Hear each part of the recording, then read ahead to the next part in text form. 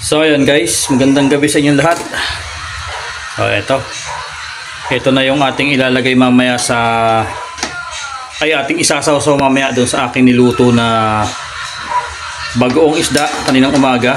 So ayan, meron tayo ditong talong, ayan o, at saka okra. Pakukuluan lang natin to guys. Ayan, and then meron din tayo ditong dahon ng kangkong. Ayan o. So pag malapit nang maluto itong dalawa, actually medyo malambot na sila eh. Ayan. Medyo pwede na to. Ayan. Pero konting kulo pa para sigurado. Pakuloy lang natin yan. Then maya maya ilalagay ko tong dahon ng kangkong. Sasayaw ko na ng alcohol. So ayun guys, ang ating talong at saka okra kulong-kulo na. Ayan o. So ngayon naman pwede ko nang ilagay itong dahon ng kangkong. Ayan, para sama sila dyan. Sabay-sabay na natin itong hahanguin mamaya. So yan, takpan ko lang ulit. Okay na yan. Uy, okay na yan. Pero kayo na pipino to? Hindi ko pa na ano yan eh.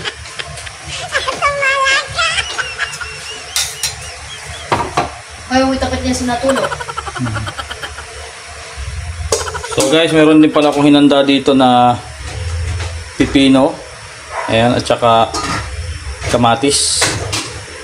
Ayan, yung pipino pang neutral daw sa ating alamang, ating bagoong isda. Ayan o. Antayin lang natin na kumulo tong kangkong, dahon. Yung ilalim niyan is okra at saka talong. Siguro mga 30 seconds. Later. Alright, so ito na guys yung ating talong, okra at saka dahon ng kangkong. So ililipat ko lang siya dito sa ating lagayan. Ayan. Lipat lang natin. So yan guys, ito na yung ating hinanda na talong, okra at saka ang ating dahon ng kangkong. Okay, tara, kain tayo.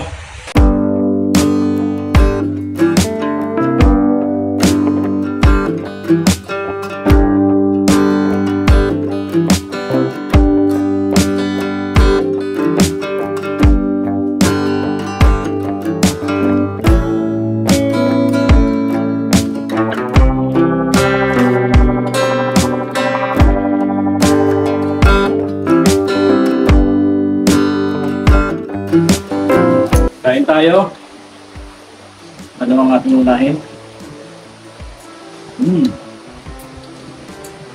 Nakita ng tuloy ko. Ang ating okra. Sasaw natin. Sa ating talong. Bagoong.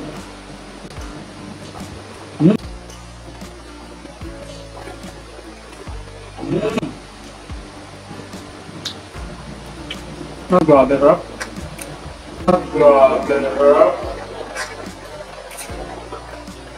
Sana all.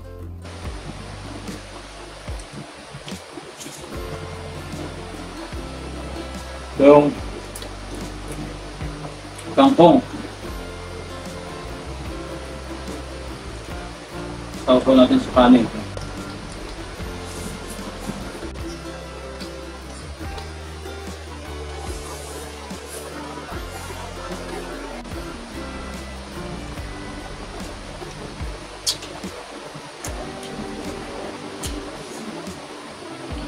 Ang pipino. Kamatis. Ano? Sarap. Sarap.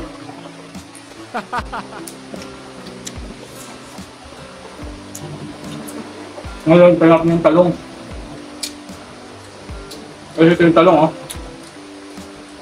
Oh. Ang ganda na naman, oh. Puting-puti. Sausaw natin dito sa ating bagoong. Ayun.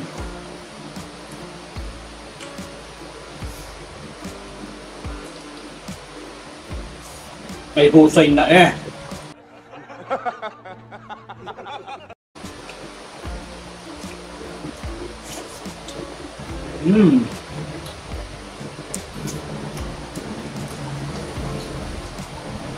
Sobrang sarap ng bagoong. Alam mong fresh na to. Kasi Sige ba? patay, masakit yung aking sinaw.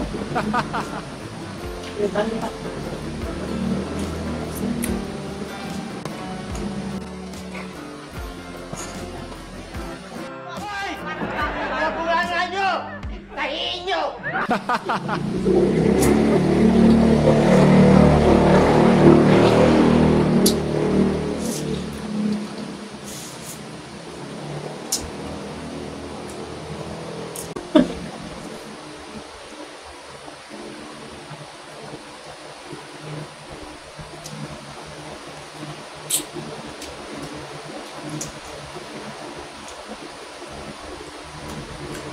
Pino.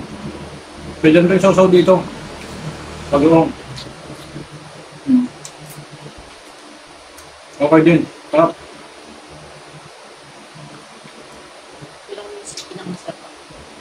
Pino lang.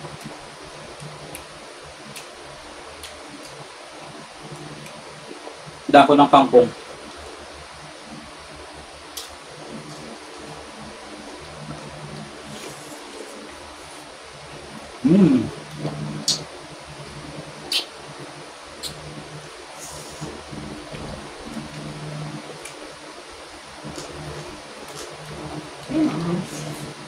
No? No.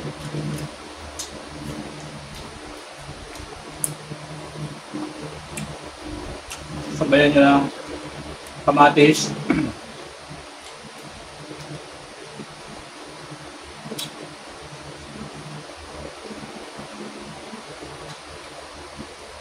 Hindan nyo ng kangkong. Talagang mapapakanin ka pa. Sa sarap. Ayan na nga.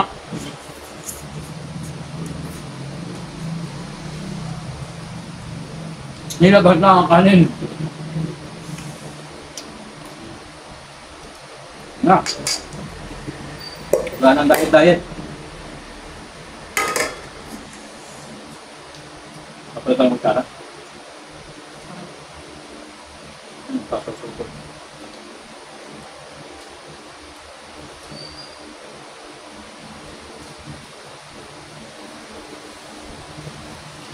Wow.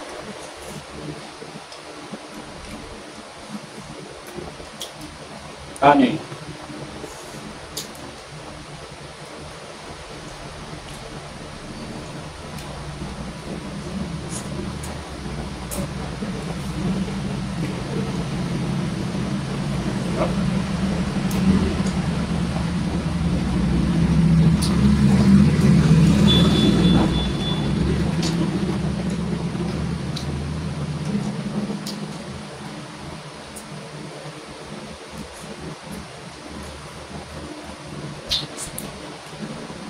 Malamang hindi namin ito maubos.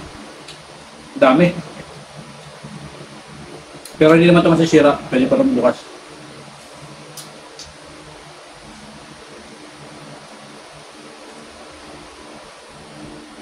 Panalo yung kangkong.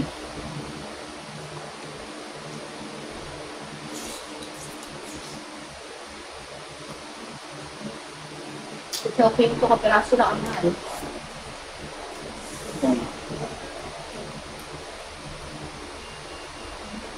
Kung magluluto kayo ng bagoong isda, Probalayan, Pangasinan, lagyan nyo ng suka. Masarap yung may suka talaga sa pag-isa. Tapos maraming luya para walang lansa. At sibuyas sa bawang. Tapos lagyan nyo ng anghang.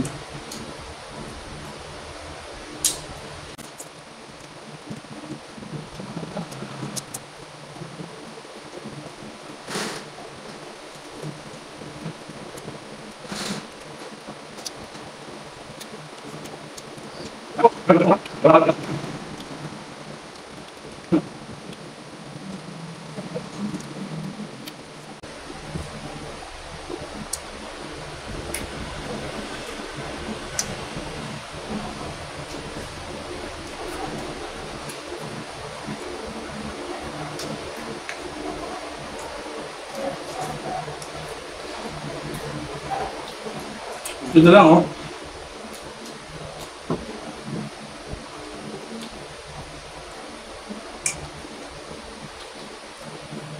Ano pinakamasarap? Okra, kangkong na. Kangkong talaga the best na ano, pang-sausaw sa bagoong. Bagoong isda.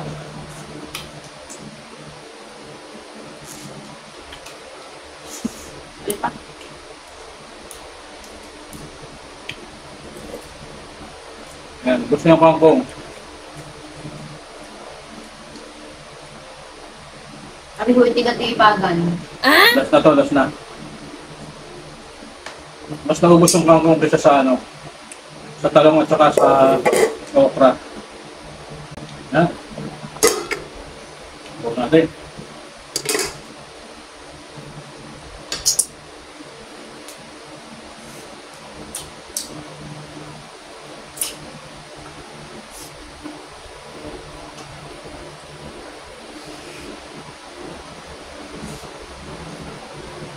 Pareho ay bawal sa may gout. Aking alamang. Kaya lang, tagal na ako nag-trade dito kaya hindi ko mapigilan, iinom na lang ako ng gamot mamaya.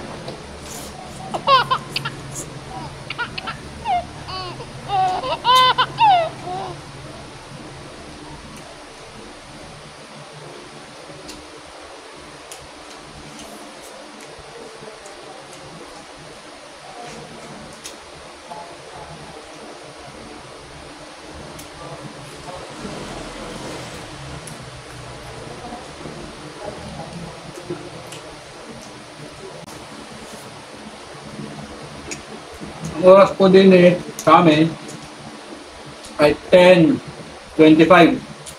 Ngayon pala po kayo nagkakapunan.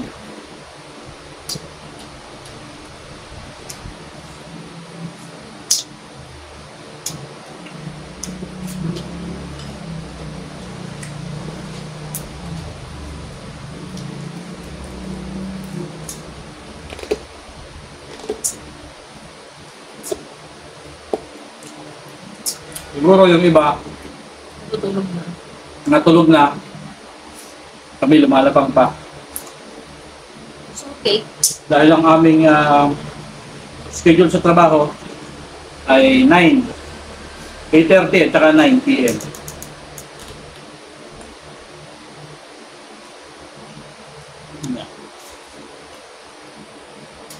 Ang tanggal kumay na.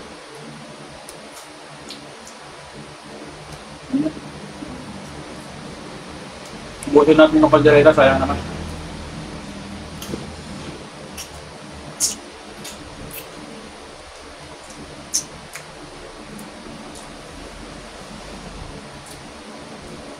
Ginamos. Manghang yung kaldereta. Kasi ito yung spicy. Spicy kaldereta.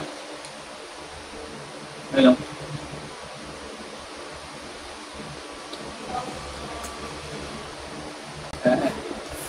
Taon na naman ang kaldero.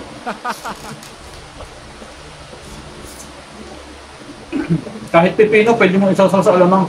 Ay sa bagoong isda. Pipino. Gunggong! Sayote. Sayote. Hindi ata pwede.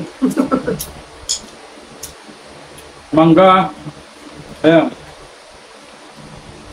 Pinaka the best dyan. Taob.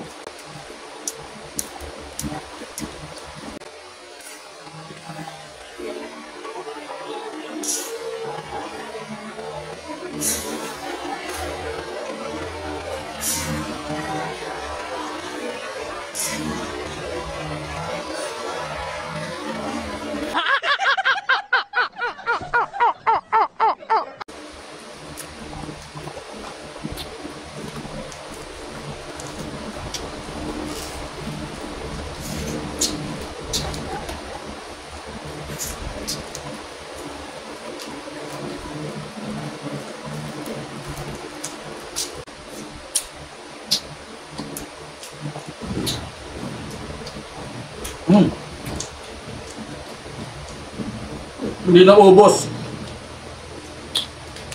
Pero marami na yung nakain namin ng ano, ng okra.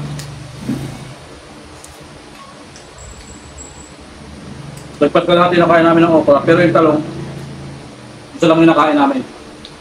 So bukas, tutorta naman natin itong tira.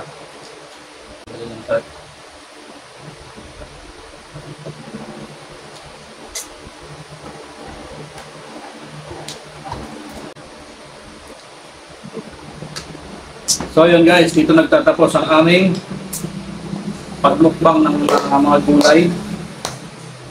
Ang oras natin, 10:30 na. Hanggang dito lang guys, bye bye!